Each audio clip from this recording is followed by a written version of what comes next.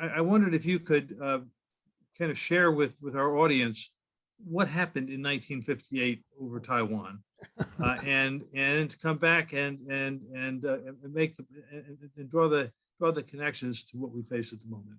Thanks, Joe. I'm laughing because, of course, I know you had that in mind from the beginning here. We sort of understood that I would get into that, and I got carried away on the context of that. But very specifically, facing the precise crisis, not everyone recognizes it a crisis yet, I would say, over Taiwan that we have faced in the past, actually, more than once. And that led me to feel that something I'd actually revealed a few years ago on my website, which does not tantamount to general publication. I'm not aware that anybody noticed it, but a top secret history of our decision-making in the Taiwan Straits crisis of 1958. That was a study done by Project Rand, by Rand Corporation, my old corporation, by Morton Halpern, at a time when actually in 1966, when he published that study at Rand as a top secret study, I was in Vietnam at that time, but I'd known Morton for since about 1960. And in 1963, I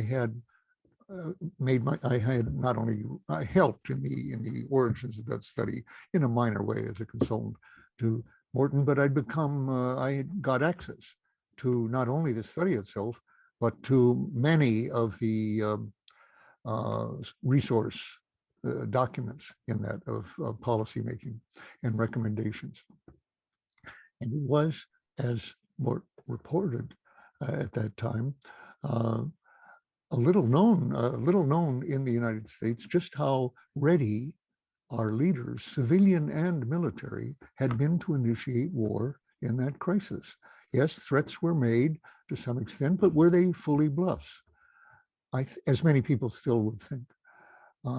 I don't think it's possible to read that study, especially the parts that have never been declassified, the parts that were deliberately kept top secret, as far as I know, in 2006, when a large part of the study was declassified. And those parts have a lot to do with the decisions to use nuclear weapons, and including what could almost be called a lighthearted attitude by some of the military, and a somewhat reluctant but resigned attitude about the necessity of using nuclear weapons by the highest civil authorities, Eisenhower himself and his Secretary of State, John Foster Dulles, who said at one point, "No one wants World War III until you look closely at the alternatives, the consequences of the alternatives, like losing Quemoy and Matsu, two islands that Chiang had put a third of his army on, so they were 1.5 miles at one point, 1.2 miles from the Chinese mainland. But losing them would in fact jeopardize his rule on Taiwan, because losing Quemoy and Matsu, these two rocks that had been populated by Chinese nationalist troops against our advice and wishes, were symbols, and more than symbols, of Chiang's basic claim to legitimacy, which was that he was going to recapture the mainland and be what he already called himself, the one legitimate ruler of all China, the mainland and Taiwan. So to keep Chiang from losing his authority in Taiwan, actually, we had to hold on to Quemoy and the Matsu, and the only way to do that at that time, since they were a few miles off mainland China, was to prepare to use nuclear weapons. And what I started to say was, Joe, I don't think one can read the still classified parts, which I have now made available on my website and elsewhere. The New York Times printed the whole study, put it on the web. Which I was very impressed. I was happy to see their willingness to put that top secret study on their website. And I don't think you can read that and believe that Eisenhower was bluffing. He just doesn't sound like somebody who was bluffing. He was not anxious to use them, as were, if there was a conflict, as were a number of the Air Force leaders, who were very much against using what they called obsolete iron bombs or hot lead those conventional bombs, mere 10, 15 tons instead of 15,000 tons. Or actually, he talked about 10 to 15 kilotons might be necessary against the mainland. And the chairman of the Joint Chiefs agreed with the head of the Air Force that the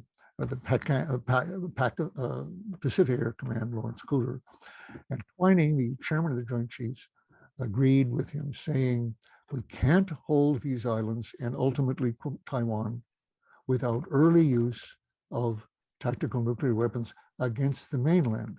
It might be as north as Shanghai.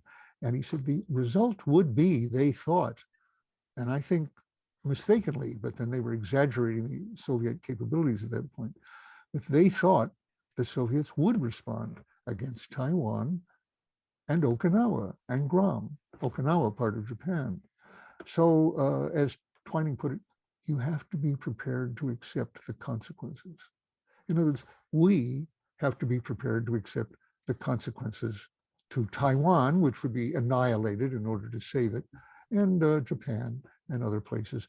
They didn't realize at that time that if the Soviets did do that, and we executed our all-out war plan against Soviet Union, which Eisenhower was committed to doing if we were fighting the Soviets, we wouldn't be here. Nuclear, we don't live in New Zealand, and nuclear winter would have wiped out most of the human species at that time.